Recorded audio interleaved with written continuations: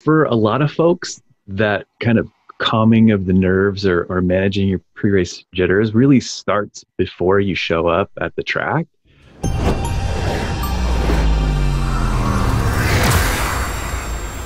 Welcome to the Motorsports and Driver Development Show. My name is Katie. I'm Keto. And today we are joined with Dr. Brett Kuwada, a psychology professor from the Pacific Northwest. Thanks for being with us. Yeah, thank you. It's good to be here. Yeah, we are super excited to get into all things sports psychology. But first, let's talk about you. Give us just a quick rundown of how you even got into your line of work. Like, what inspired you to get into psychology? Oh, gosh, a quick rundown. This is something that usually I start the class out, each of my classes. So I teach psychology, and I also teach rehabilitation counseling. And I got here in just a weird way. So I really started out and kind of going into college, I really wanted to be in the field of psychology. And I went to Western Washington University, and one of the professors there was Dr. Thorndike. And I thought he was the son of E.L. Thorndike, who was kind of like a famous psychologist. I think he's actually the grandson, but I was so excited to take his class. I took it the first quarter, and I think I got like a D or a D plus in the class. And I was like, oh crap, I'm not smart enough to be a psychology major. So then I started just kind of searching around, trying all these different majors out. And after, my second senior year, third junior year, I don't know which one it was. I finally was like, okay, I better graduate. And so I actually graduated with an East Asian Studies major. And I was trying to figure out, well, what do you do with an East Asian Studies major? I wasn't too sure. So I went back to doing what I always did, which was actually working at a local retail company. And so I kind of did the whole climbing the corporate ladder thing there, but was never really happy. And really, the parts of my work that I truly enjoyed was all the interaction with people, coaching people, different teams and things like that. And I was like, gosh, you know what? I really just want that kind of intimacy of the psychology work. Just being able to sit and share space with somebody, you just don't get to do it in really any other job until you get into a space like that. So then I decided I was going to go back to graduate school, and then I ended up working at a couple different counseling centers. So I did my doctoral internship at the University of Washington in their counseling center, and that was one experience in a counseling center at a big university. And then I did one of my practicum years at North Seattle Community College. And there I was like, whoa, I really resonate with the community college environment. The students that are here, it kind of felt more like home. And so once I graduated, I actually went and checked out more of the community college setting, and I ended up being a counselor in the community colleges.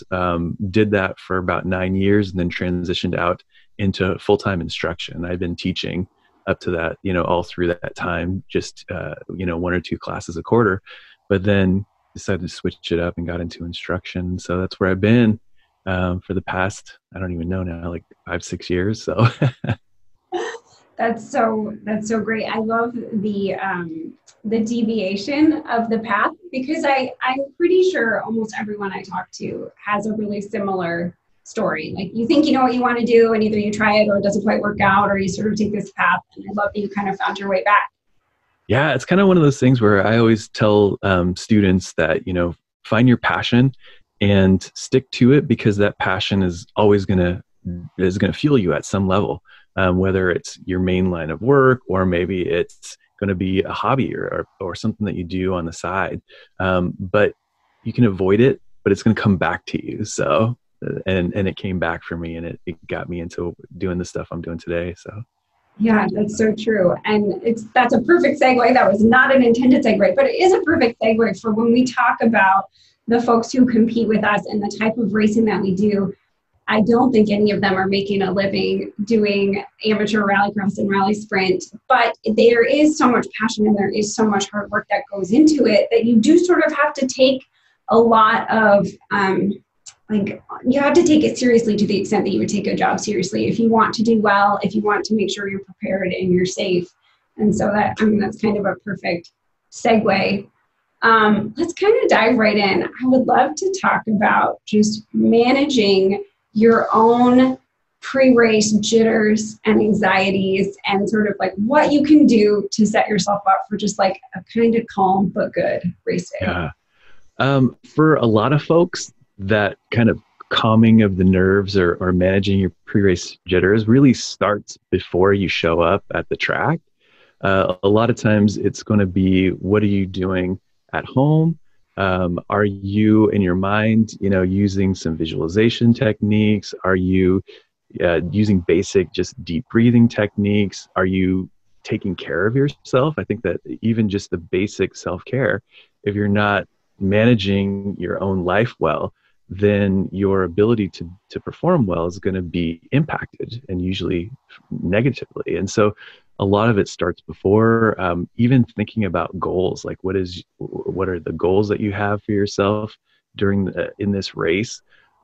Focusing on, a lot of times, in the field of sport and performance psychology, they really try to shift the focus from the end, meaning like the prize or finishing first or whatever it is, to really focusing on the process. The process is going to, focusing on the process is going to be more likely to get you to whatever your goal is. But if you're just focused on the goal without thinking about the process, then you're missing out on a lot of opportunities to improve yourself. So all of that can really help out. But really, if you find yourself at a race and you're noticing that you're feeling kind of anxious, some of it depends on what you tell yourself about your feelings. And so you might be telling yourself, oh my gosh, I'm freaking out too much. I got to calm down, but I'm not doing it.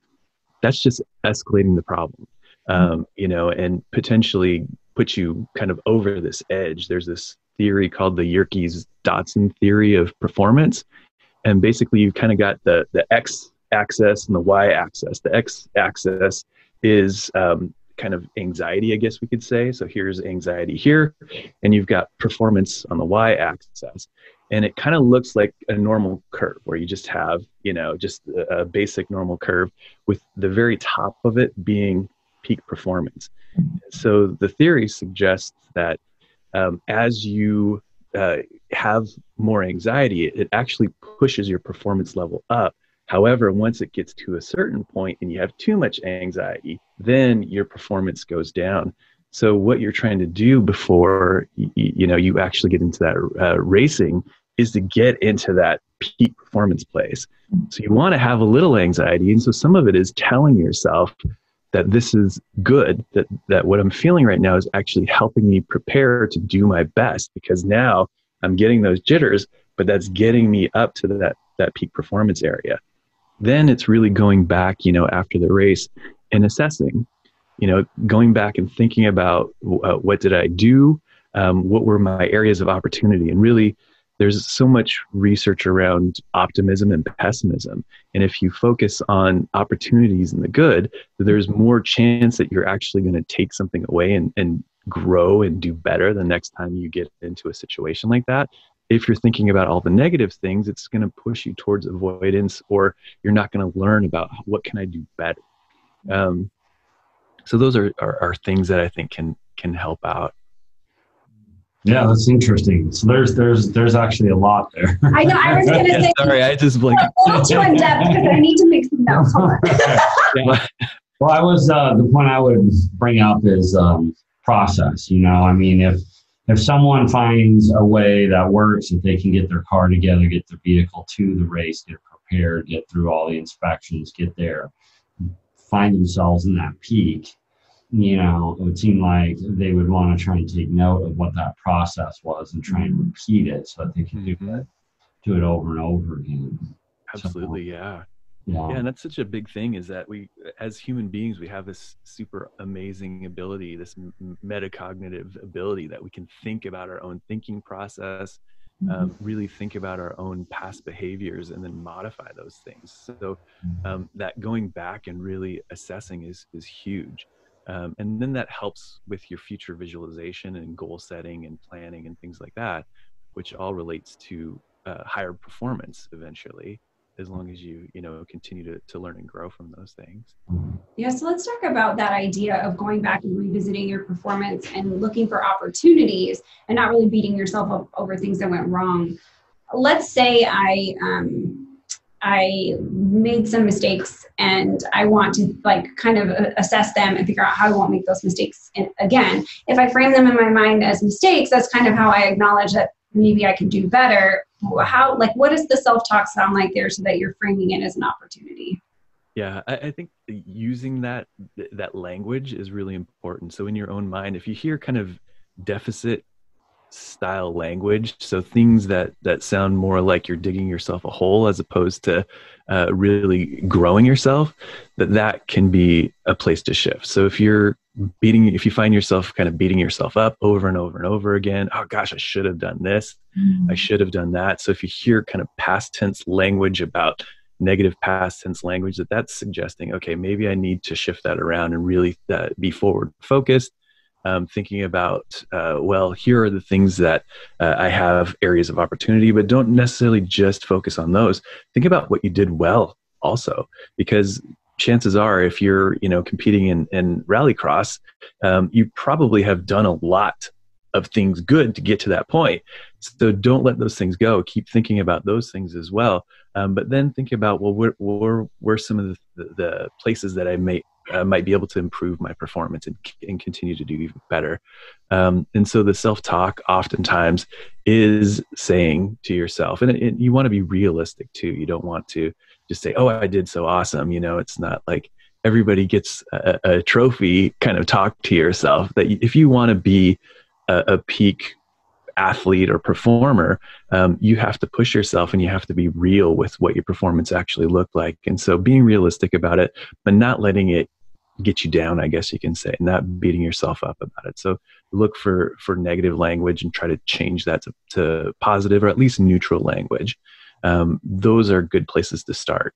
It really helps to talk to somebody about your process.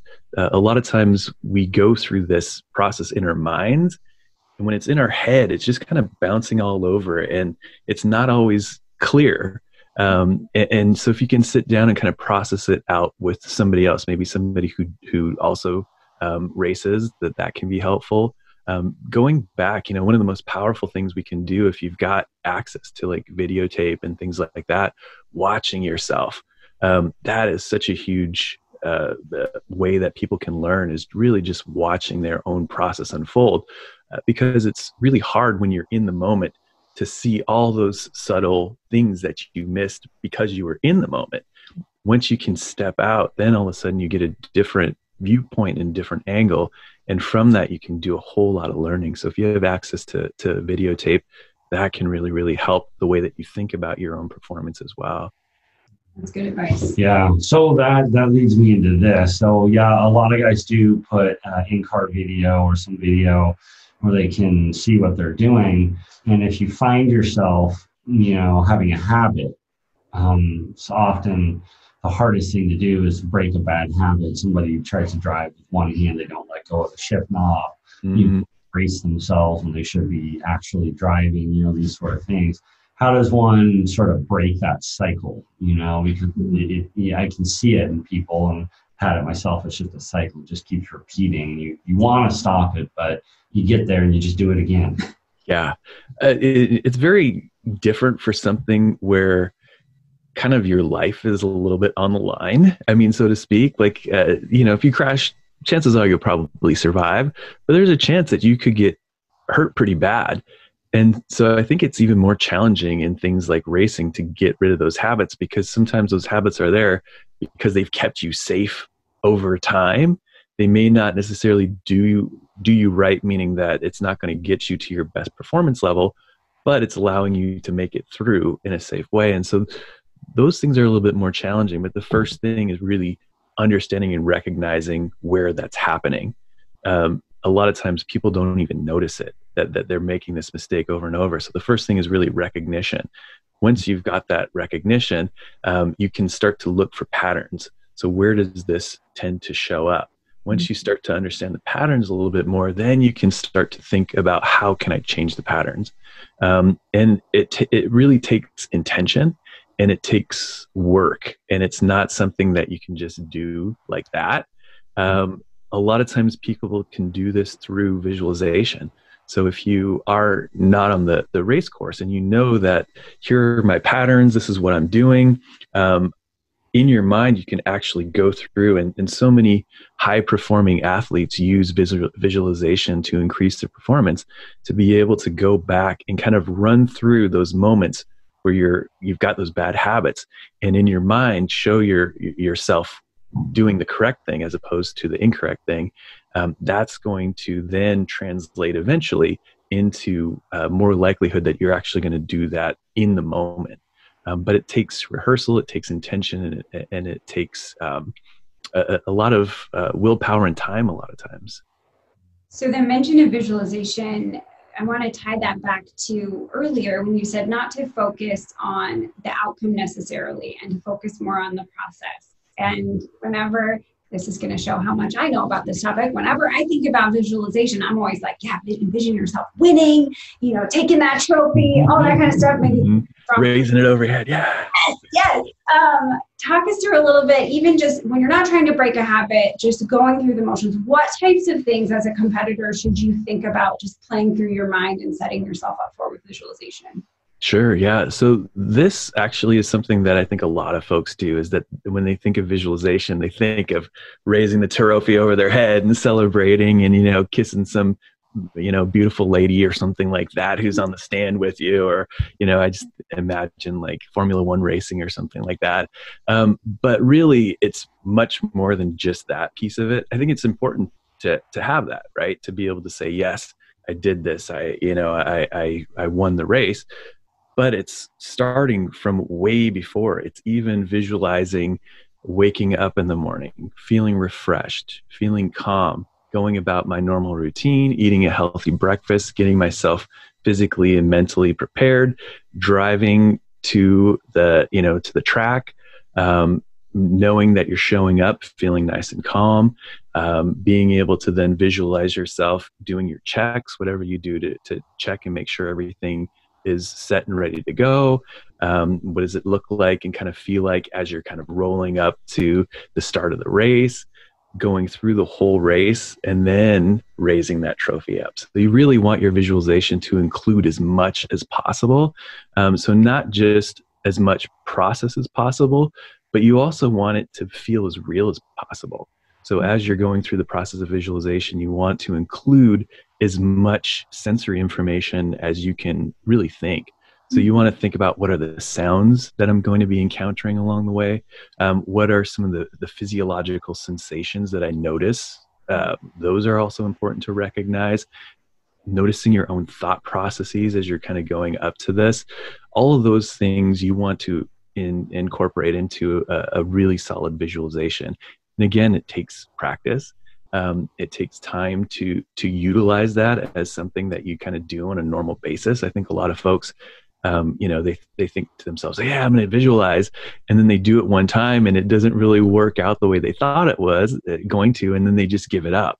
It's not like that. It's like, practicing anything. If you want to do it well, you got to do it over and over and over again, and eventually you'll start to see those results. Mm-hmm. Right. So you brought it up. A lot of people don't think about this, but your mind works a lot from your body. Mm-hmm. And if you're hungry, you don't have the sugar to power your brain. Mm-hmm. And so some people don't realize how much it can really affect you. Mm-hmm. And so can you talk a little bit about that, Sure. People, how that works?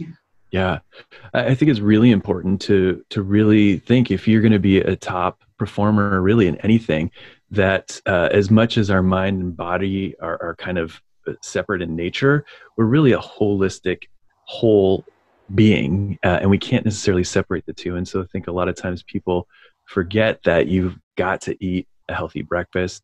If you're going into a racing day, you want to make sure that you're fed well, but it's not just that morning, that these patterns have gone on for a while. If you're not taking care of yourself on a daily basis and getting appropriate amount of sleep, getting the right nutrition, all of those things are eventually going to lead to lower performance levels. And so I think it's really important that you think about your own health and well-being, not necessarily just from a mental or a physical place, but really a holistic wellness, sense of wellness. And that, you know, little things can make a huge impact on your day. I think, things like arguments with a partner, that actually can impact the way that you are able to focus and concentrate. And so making sure that, you're taking care of the issues that are popping up in your life, because those things can relate to performance as well. I think there's a lot of research these days. I remember reading a study about somebody who'd specifically focused on college level athletes and did a bunch of research around how much stress and pressure they're feeling. And through the research found that these folks are experiencing so much stress that it is impacting their performance. And so they changed policy at the college in particular that this person did the research around, to allow them to get out and connect with family, to be able to have time away to, do little things that you might not think about. But once they were able to do those things and kind of take care of other aspects of their life, then all of a sudden their performance started to go back up.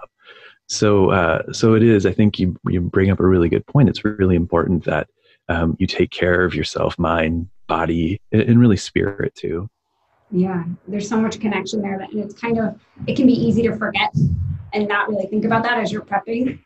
So to call out something that I am a distance athlete, so I do marathons and triathlons, and something I had to learn was that my race morning nerves are so strong that eating does not feel good. Mm-hmm. So I had to get strategic about the things I ate the two days and one day before, so that I was like properly fed and hydrated prior to the race. And then I knew that on the course I would take in fuel and calories and that sort of thing. Well, when we got into organizing, I have those same race day nerves when I'm putting on a race. Like, I don't want to eat until the day is halfway through. I forget to drink water. I forget to take in electrolytes. And everyone talks about the rally hangover. That is a real thing, because we forget to take in fuel. And the next day we feel like we've consumed a bottle of vodka the day before. And just crash. Yeah, you just really feel awful. And so the thing I secretly think people do actually consume. They just consume vodka. They actually do.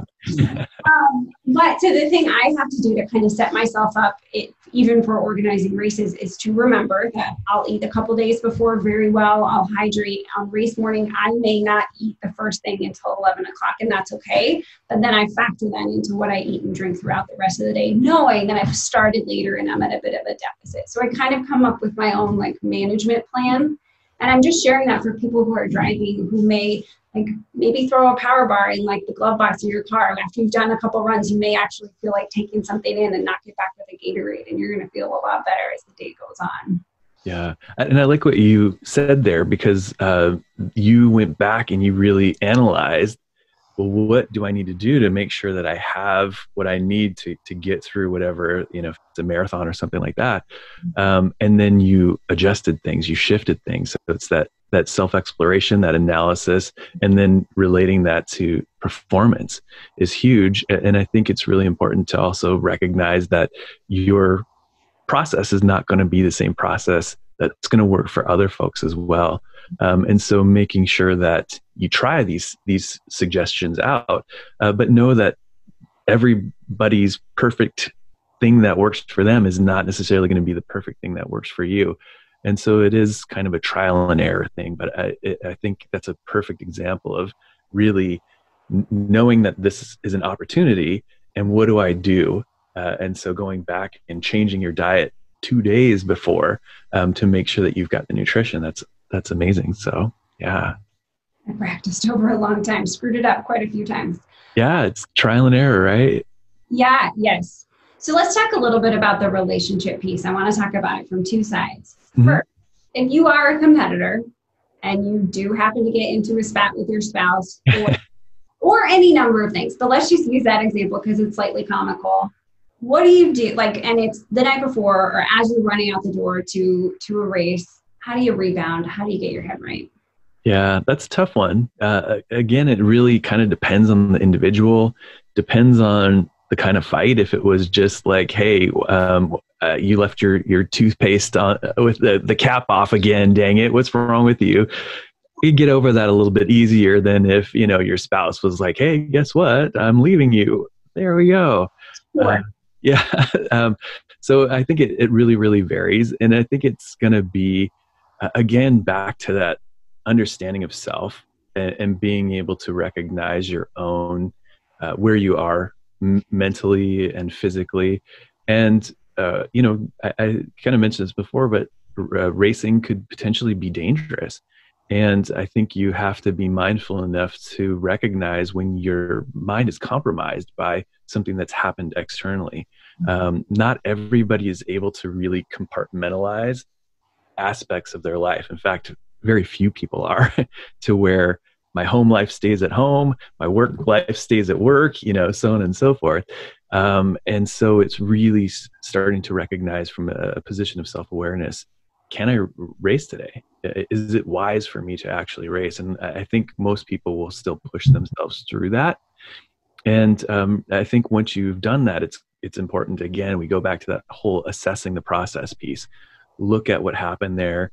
If you didn't do as well, you can start to think about, well, what were some of the things that I did at the race, but what were maybe some external factors that impacted this. I think anything can. It's kind of like if we're doing a psychological battery, a test of, so we're testing somebody, we give a psych battery. Things we have to assess, what was it like for you to get here today? Did you run into any difficulties? If somebody had a fender bender and then is going in to get some kind of a psychological test, we have to either not test that day, or we have to say this is a non-standard testing situation because this situation happened on their way there. And so we do know that outside forces are going to impact it. So it's really understanding what it was that happened, and then seeing what your own reaction was, and then making decisions from there. Yeah. So there's not really a cut and dry, just here's the key and here's the answer. There's a lot of variables there. I like that you acknowledge that maybe today isn't the day to race. Just that in my mind, I imagine that would be under extreme circumstances where you just didn't feel right. But I feel like acknowledging that sometimes it may be okay to pull yourself out. Mm-hmm. Yeah. But I'd also like to talk a little bit about, as the spouse or the partner, how do you support someone in, like, you're sending them out the door? What are the things you can do to help sort of send them on their way in a positive? Yeah, I think just that supportive nature, just being able to feed some positive thoughts into their head. You're going to do great. It's going to be an easy run today for you, or it's going to be challenging, but you've got all the skills that you need. You've done it before. A lot of times it's going back to past performance. So many times we just think about future performance and we forget about past performance and all those things that we've already done. So you can, bring up some of the things that have happened that have been working for them. Ask questions and just, be there to just receive. A lot of times you don't necessarily have to say a whole lot. Sometimes it's just letting the person get some of their, whatever it is inside of them out. Be there, ask them a question about, if you know that there's things that they've been working on, well, how might this look into that first turn? If you know what the track kind of looks like, and I have some bad habits going into that first turn, what's that going to look like, so that you can kind of get them going in that thought process of, oh yeah, that's right, when I go into that first turn, I need to, so on and so forth. So it's really just kind of helping them get to that level of peak performance. I think that's probably some of the best things that you could do from a supportive standpoint. Yeah. Interesting. So let's talk a little bit about that anxiety peak. Yeah. Like trying to measure, you're trying to dial it. You get to that certain point. I found that really interesting because, over the years, different drivers seem to do different things. I've seen guys who play, a drum solo. Oh, yeah. Drums, really? just inside. I don't know, nervous energy coming out. Yeah. I have to admit, I fall asleep. Right beforehand? Sit in the car right before I race and kind of half paying attention to the world out there, just sort of dozing off. I get to the line and I'm just like, let's go. Ready to go. Yeah. And some of the fastest guys I know are similar. You know, they do something like that, either fall asleep or have nervous energy, you know. Mm-hmm. So I'm just kind of curious, like, is that sort of maintaining it or trying not to get past the peak or? Yeah, it's probably my guess. Now, it's, without really talking to you about this is all my guess, but my guess is that you found if if you don't take that nap, then you're already pushing yourself. You're just thinking about and you're working yourself up to by the time the race starts, where with the nap, you're like, race starts, boom, I can just jump right into it. And you know that your process is going from zero to peak, at the start of the gun or whatever. Where other folks, it really is, they have to get themselves pumped up.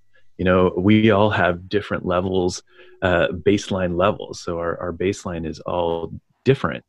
Some people are already worked up, so their anxiety and their internal state is already at this level. You've probably seen people like that, where it's like, holy cow, you got so much energy, it's like freaking me out a little bit, right? And then there's other people that you're around, and it's like a fire could be broken out right in front of them inside of their house, and they're just kind of like, oh dude, there's a fire there, kind of a thing, and everywhere in between. And so depending on what your baseline is, your what you do, your techniques to get you up to that peak performance level is going to be a little bit different.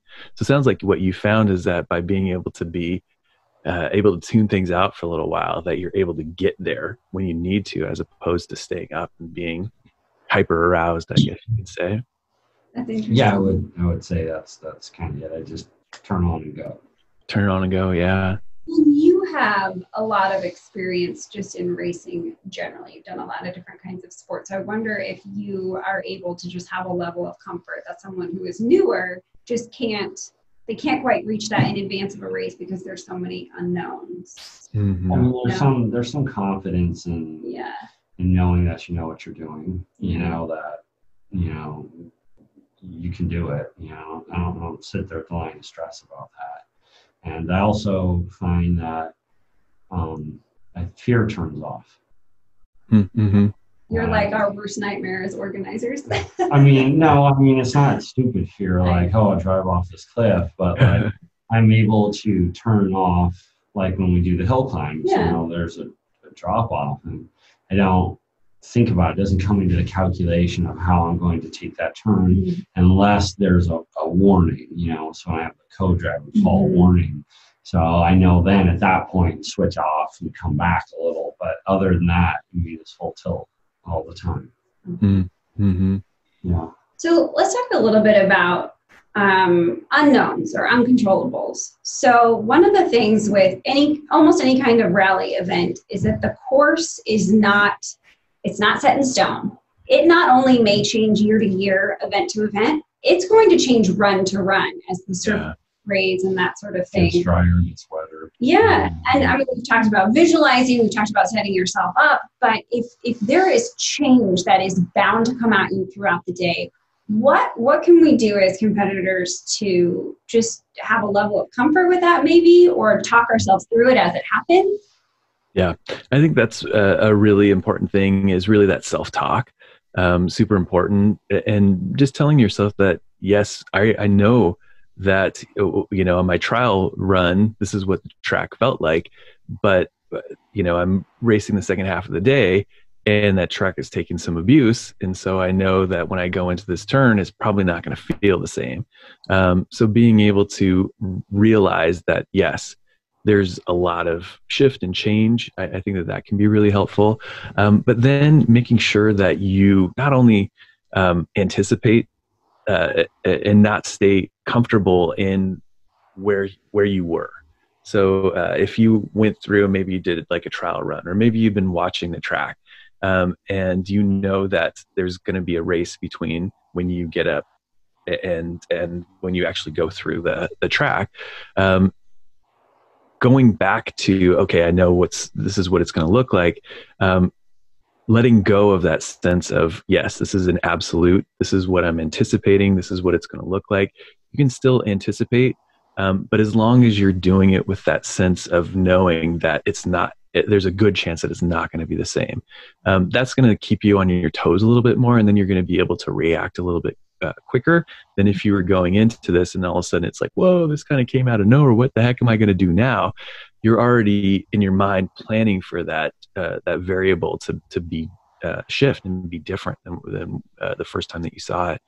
I think that can really, really help you maintain focus. And because if you go through and things change on you and you are expecting them to stay the same, that's going to throw a lot of people off. All of a sudden, that we love, as human beings, we love to have control and we love to be able to anticipate, what our future is going to look like. But if we go into it with a different mindset, is that I don't know what it's going to look like. I have to be ready and aware when those little things come up. You are already anticipating, expecting that it's not going to throw you off your game quite as much. I think those can be helpful. So there's this made me think about something as organizers when we put on races.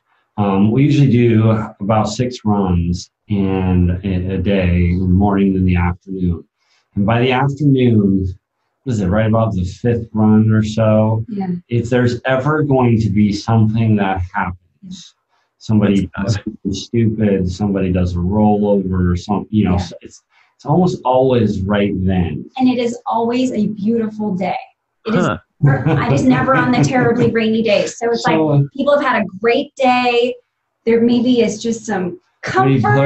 We're too confident. I don't know, but so now when it gets towards the end there, the 5th run, even in the morning, I get away from the registration tent and I get out on course and I start looking at some of the corners where I'm anticipating we're going to have some problems and start very closely managing them once we realize that. But I just kind of wondering, what's the phenomena here. Is this like, people are tired end of day, the brain isn't working, or is this just, it's, if it was at that same time, if it was consistently happening, even on like rainy days and things like that, but if it sounds like it comes out on like sunshiny days, to me, it almost sounds like a sense of like almost not overconfidence, but so comfortable that it's going into that expectation that I can push myself. It's a beautiful day out. There's been no issues on the track. So when I go into, and it sounds like you already noticed, there's going to be these little pockets, these hotspot pockets where these incidents are going to occur.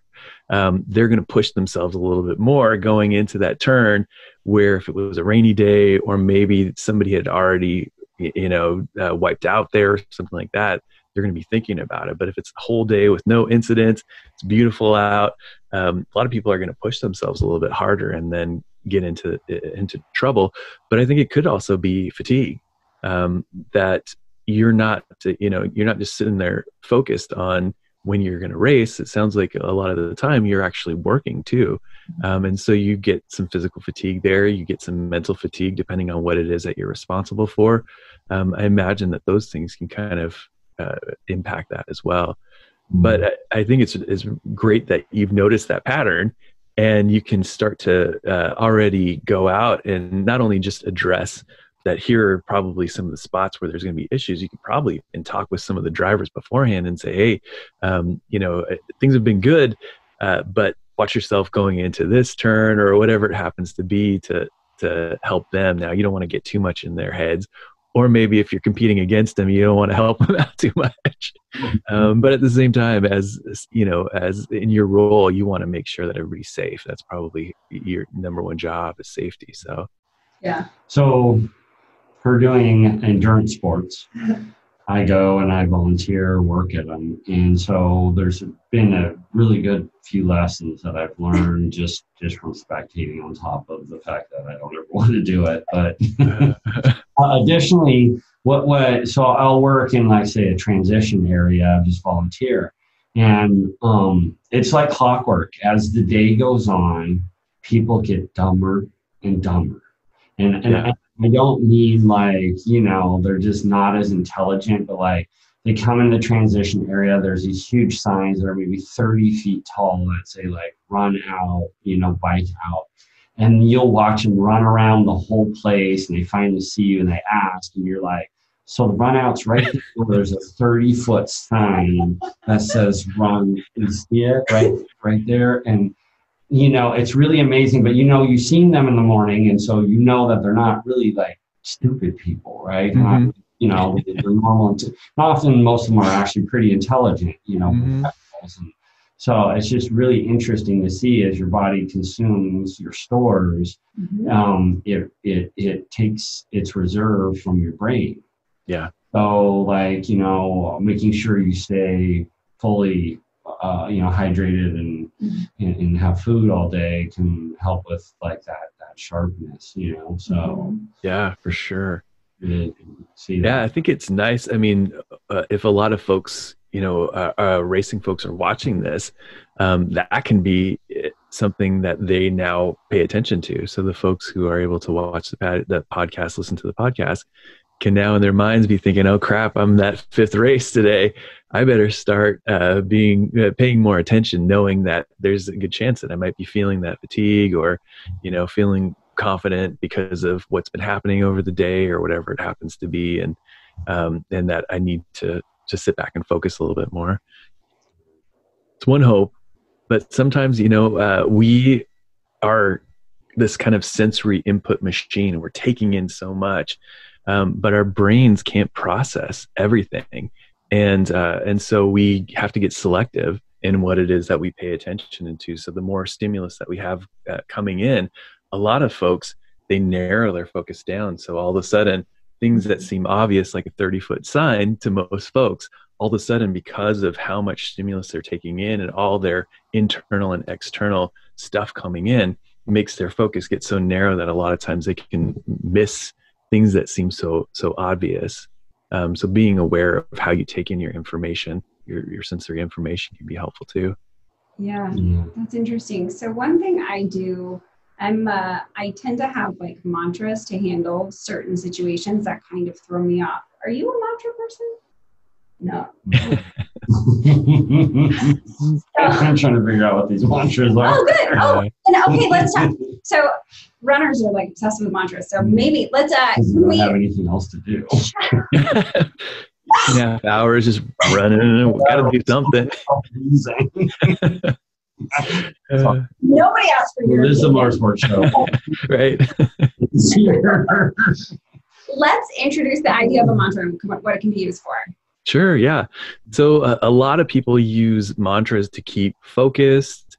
Sometimes it's just to kind of keep focused and kind of going straight ahead. Sometimes it's making sure that you are, maybe if you found one of your opportunities for growth and you want to make sure that you don't run into that same habit again, in your mind saying whatever it is in your mind over and over and over again as you're going into a turn or something like that, whatever it happens to be, being able to kind of repeat that is really bringing your focus and attention to what it is that you want to be successful at. And so by having those mantras and using mantras, and I think a lot of people think some kind of mystical connection to these mantras or something that you had to meditate for years in a cave before you found yours.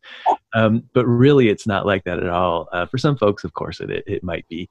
But for most folks, it's really just what makes sense to you. How is it going to increase your performance?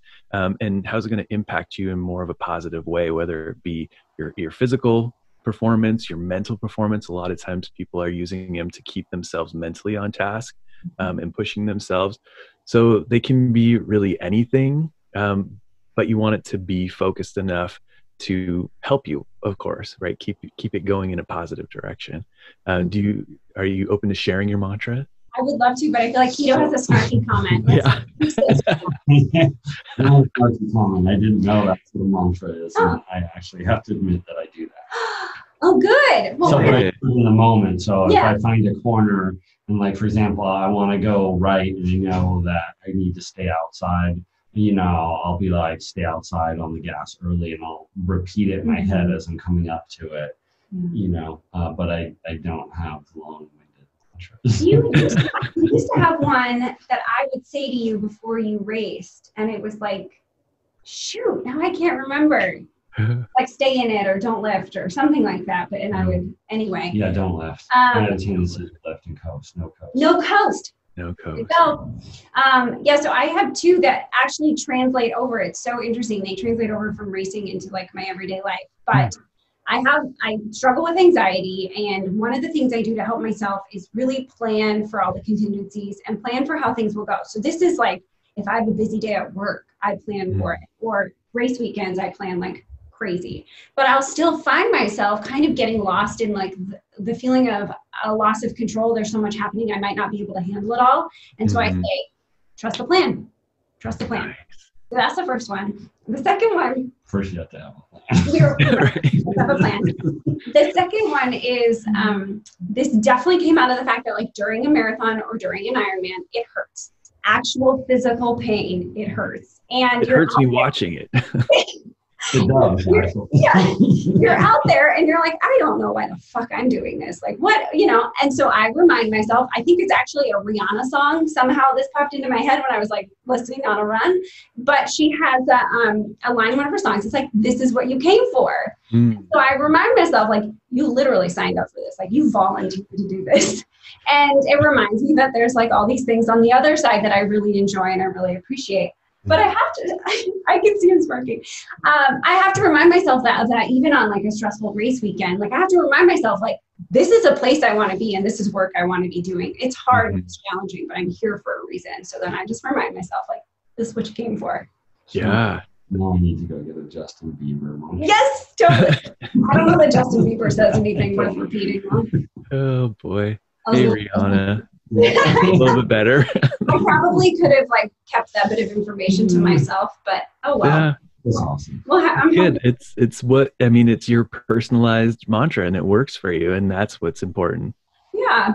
So as we kind of wind down here, one thing that I find really helpful is actually talking to a psychologist myself. I go through and I debrief after race weekends, and I go through the things that were hard to deal with and things that I can plan for next time. And sometimes she reminds me that you can't plan for everything. So it's just nice to have a sounding board.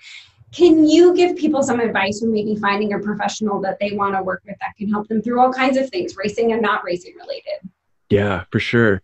I think the first thing to remember is that you are the consumer, and you know yourself, and you know somebody who you're going to work well with. If you walk into an office, and usually they have like an intake, and so a lot of it is, the first session is going to be a lot of questions about history, medical history, things like that. But after the first session, you should probably already have a sense about this individual. Is this somebody that I feel like I can work with? Because if you can't open up and trust that person, you're not going to do a whole lot of good work there. And so remembering that you're the consumer and that you know yourself better than anybody, I think that that's really, really important. So going in there and feeling comfortable saying, I don't think we're going to be able to this isn't going to work out for us. These are some of the concerns that I have. Any ethical therapist, psychologist is going to be like, all right, great. Because they're in the business to help folks. And if they already know that there's something about their style or the way that the client feels, or maybe it has nothing to do with them, but their own past traumas, say that I don't want to work with a male therapist or whatever it happens to be, being confident and comfortable enough to say, hey, I don't think we can work together. Here are the reasons why. Can you refer me? And they should have some really good referrals. And the more that you're able to give them, the better the referral can be. And so making sure that you're a consumer, trusting yourself in that process. As soon as you start to get little bells that are going off, those bells are suggesting that the work is about to stop. And so being mindful enough to say, okay, it's time to move on. And then, the big thing is to talk with folks around you, see who they're working with, what they like about them, and then going in and trying them on. So that's really what it is. It's all about is just kind of another trial and error process, making sure that you find the right person for you. Yeah, that like trying them on part is so hard because you kind of get up the gusto to go see the first one. It doesn't go perfectly. And you're like, yeah, that wasn't worth it. And you just write off the process. Yeah. And a lot of people stop there and then they miss the benefits because of one bad interaction when, every therapist is different. and they're going to bring out different things in you as long as things are moving forward. And I think that's another thing, is that a lot of times people get into therapy and they're there working really well with somebody, and then all of a sudden things kind of stall. And it's really important as the consumer, again, to say, hey, you know what, I'm not sure that I'm getting the benefit of this, and here are the things that are coming up for me. And maybe, again, an ethical therapist will say, well, it sounds like it's time to refer you out to somebody who might specialize a little bit more in this area, and then get you connected up so you can start working again. Yeah. I love that you call out, like, an ethical therapist will do this, and maybe it's a red flag if they don't, and then you can find your own self-referral to a specialist or whatever. Yeah. Last question. Do you have any advice for good resources, either books or websites or somewhere to get some, even if it's just small reminders of some of the things we talked about today? That's a really good point. So when I so it depends on what aspect you're really interested in. But when I first started my graduate work, I actually thought I was going to be going into sports psychology. And I was like, oh yeah, this would be really, really cool to do. And so I started working with a sports psychologist named Saul Miller. And at the time, he was out of Vancouver, BC. He wrote a book called Hockey Tough. And it's a little bit older, but it talks about his work with professional hockey players, and it goes through a lot of the processes that we've really just kind of scratched the surface on at a little bit more of a deeper level. He tells some of the stories around it as well, but you start to see some of the dynamics around team, but you also see some of the techniques that he was using. And so, there's a lot of different books out there. I would say, a good place to go is always like APA.org, American Psychological Association, their website. They've got a lot of different, they're really just like a database of all kinds of different journals, articles, things like that around well-being, mental well-being, and really physical well-being as well. So I would say you could start off at like the APA.org, and then looking for like specifics. So once you've found that, oh gosh, my big issue is race day jitters, that I get just so worked up that I want to throw up or something like that, and that can really throw me off. Well, then you can start to find something a little bit more specific to how do I manage myself on the race day. And the web is a great place. Be mindful of where they get their information from, though. Obviously, I think that's a huge thing, is recognizing, if there's a blog or something like that, and it doesn't have like a reference section, question that a little bit, because then that could just be somebody's opinion. And a lot of people will look at somebody's opinion and take it for gospel without actually doing any further research to say, is that true or is that untrue? So being mindful of what the resource is, and then looking where they got that information from. So a good blog or something like that is also going to have a reference section where they show where they got the information that they're talking about here. And then you can go back to the original sources of that information and make your own judgment. Is that how I would interpret it? Because I think a lot of times people who are writing those blogs are just making their own interpretation of some research that's already out there, and you might not make the same interpretation. So I think really trusting yourself again. Yeah. Well, and it sort of ties to the idea that you're the consumer, which you literally are consuming the information. And so even just like when you buy goods, you have to be a little bit of a defensive consumer. You read the reviews, you do your research, and you're like, yes, this is the product I'm going to purchase. And sometimes reading another athlete's experience is actually quite helpful. Mm-hmm. But in my opinion, you do it with the mindset of, this is someone else's experience. Maybe there's something that can help me, and not take it as fact. Yeah, that's super important. Yeah. Mm-hmm. Wonderful. Well, thank you again so much for being with us today.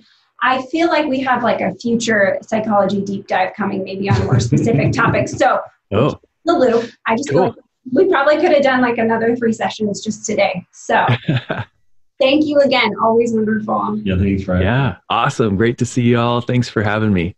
Of course.